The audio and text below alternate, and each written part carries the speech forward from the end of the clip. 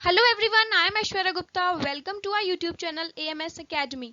और आज इस वीडियो में हम आप लोगों के लिए लेकर आए हैं सीबीएसई बोर्ड 2020 का लेटेस्ट नोटिफिकेशन। तो अगर हम बात करें सीबीएसई के 10th और 12th के बोर्ड एग्जाम्स के बारे में, तो बहुत ही वक्त से ये डिसीजन पेंडिंग चल रहा है कि क्या जो एग्जाम्स 1 से 15 जुलाई के बीच में होने वाले थे, क्या वो फर्दर होंगे या ड्यू टू कोविड-19 पेंडेमिक उनको कैंसिल कर दिया जाएगा। और अगर एग्जाम्स को कैंसिल कर दिया जाएगा तो किस बेसिस पर आपके रिमेनिंग सब्जेक्ट्स में असेसमेंट होगा, क्या उसकी असेसमेंट स्कीम रहेगी, या फिर अगर हम बात करें रिजल्ट्स के बारे में, तो क्या रिजल्ट आपका किस तरह से दिया जाएगा, किस बेसिस पर आपको रिजल्ट देखने को मिलेगा। और इसी के साथ हम आज ये भी देखेंगे वीडियो में कि जो आपके बचे हुए एग्जाम्स हैं, क्या फर्दर आप उनको फ्यूचर में आपके पास ऑप्शन होगा कि आप उन एग्जाम्स को दे पाएं या नहीं। तो यस, सीबीएसई ने सर्कुलर जारी कर दिया है इन सारे ही पिक्चर को क्लैरिटी देने के लिए। तो चलिए स्टार्ट करते हैं वीडियो के साथ। और वीडियो स्टार्ट करने से पहले हमारे चैनल एएमएस एकेडमी को सब्सक्राइब करना ना भूलें and also press the bell icon for latest updates. चलिए स्टार्ट करते हैं आज की इंफॉर्मेशन के साथ। So yes, if we talk about the exams, then examinations are cancelled now. Examinations for classes 10th and 12th which were scheduled from 1st to 15 July is cancelled. जो आप लोग के एग्जाम्स रिमेनिंग सब्जेक्ट्स के 1 से 15 जुलाई के बीच में होने वाले थे, वो अब कैंसिल कर दिए गए हैं, यानी कि अब आपको वो एग्जाम्स देने की कोई ज़रूरत नहीं है। अब अगर हम बात करें कि वो बचे हुए सब्जेक्ट्स एग्जाम्स जो आपको देने थे, उनका असेसमेंट या उसमें मार्क्स आपको किस बेसिस पर मिलेंगे, क्या असेसमेंट स्कीम रहेगी, then assessment of the performance of students in the cancelled examinations will be based on the assessment schemes as suggested by the competent committee of CBSE. CBSE ने assessment scheme बनाई है जिसके basis पर आपको बचे हुए exams में जो कि कैंसिल कर दिए गए हैं, उसी के बेसिस पर आपको मार्क्स दिए जाएंगे। तो चलिए बात करेंगे अब हम आगे कि वो असेसमेंट स्कीम क्या है और किस तरह से आपको मार्क्स दिए जाएंगे।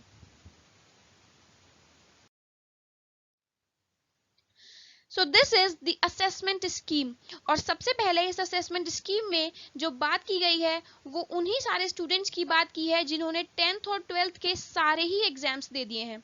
तो वो बच्चे जिन्होंने 10th और 12th के सारे एग्जाम्स दे दिए हैं, उन्हें परेशान होने की कोई ज़रूरत नहीं है, क्योंकि उनका रिजल्ट उनकी परफॉर्मेंस के बेसिस पर ही डिक्लेयर किया जाएगा।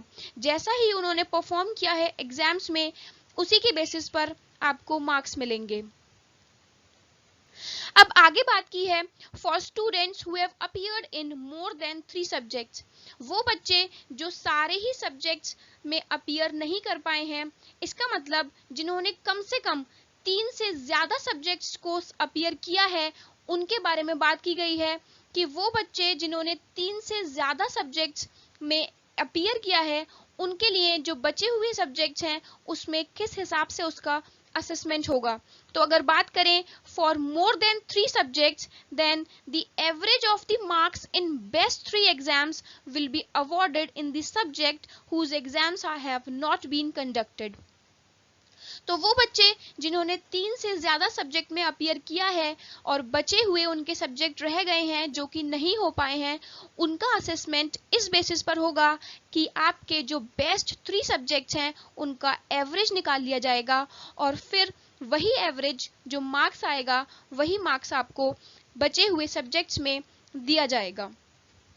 फॉर एग्जाम्पल, अगर आपके बेस्ट 3 सब्जेक्ट्स में 85 मार्क्स एवरेज आते हैं, तो आपका जो बचा हुआ सब्जेक्ट है उसमें भी आपको 85 मार्क्स अलॉट कर दिए जाएंगे।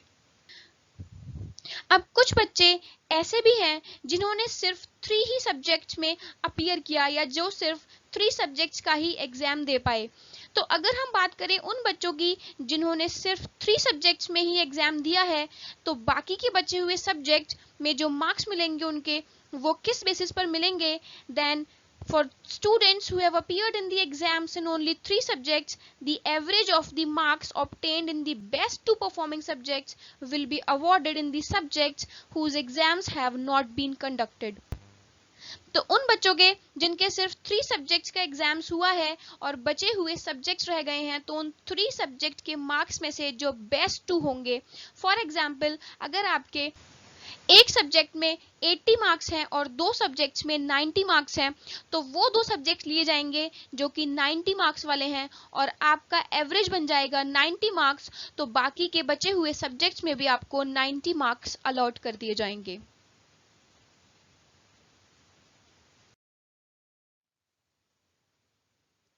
Now, there are students who have appeared in only 1 or 2 subjects.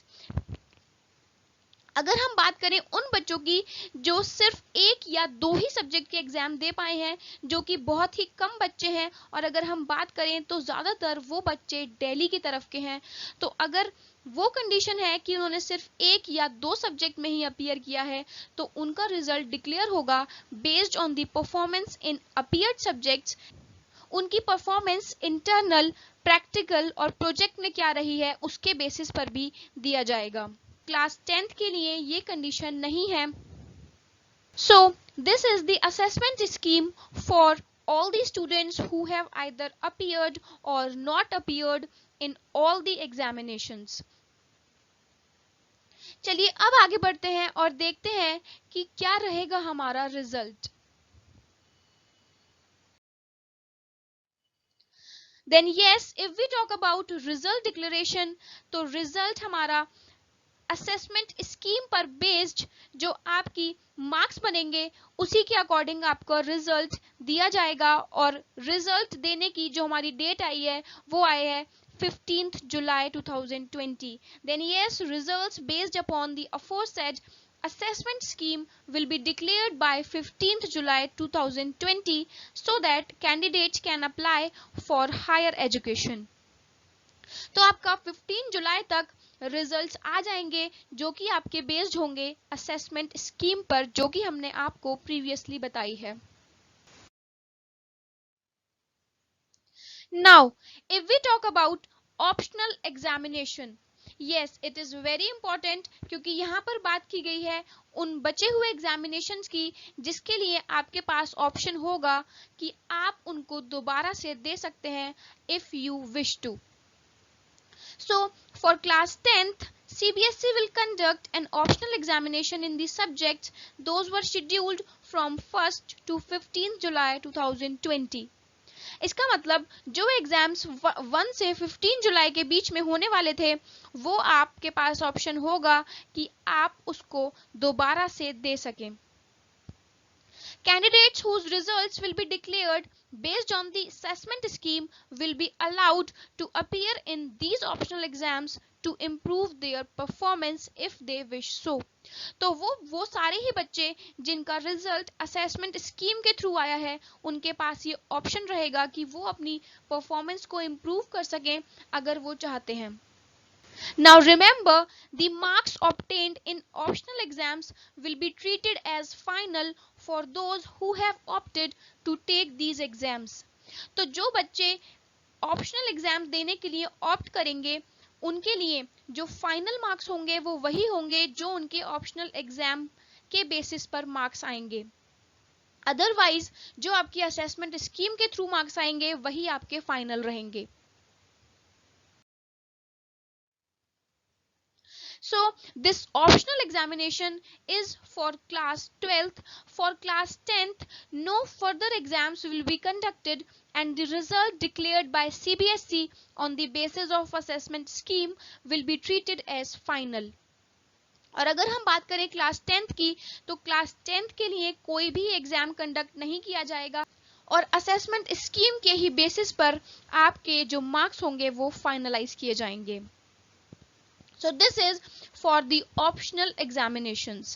I hope आप लोगों को समझ में आ गया हो कि किस तरह से आपके एग्जाम्स में असेसमेंट किया जाएगा, किस तरह से आपके बचे हुए सब्जेक्ट्स में आपको मार्क्स अलॉट किए जाएंगे. और अगर आप लोग ऑप्शनल एग्जाम देना चाहते हैं इन फ्यूचर तो yes you can go for it. Otherwise, the final marks will be based on the assessment scheme released by CBSE. Result आपके 15 जुलाई तक आ जाएंगे, जो कि आपके असेसमेंट स्कीम पर बेस्ड होंगे. अभी जितने भी रिजल्ट आएंगे वो सारे ही असेसमेंट स्कीम के अकॉर्डिंग आएंगे. So this is all for the CBSE board exams for class 12th and 10th. अगर वीडियो पसंद आया हो तो लाइक, शेयर और सब्सक्राइब जरूर करें, या फिर अगर आपकी कोई क्वेरी हो तो कमेंट बॉक्स में पूछें. Thank you everyone.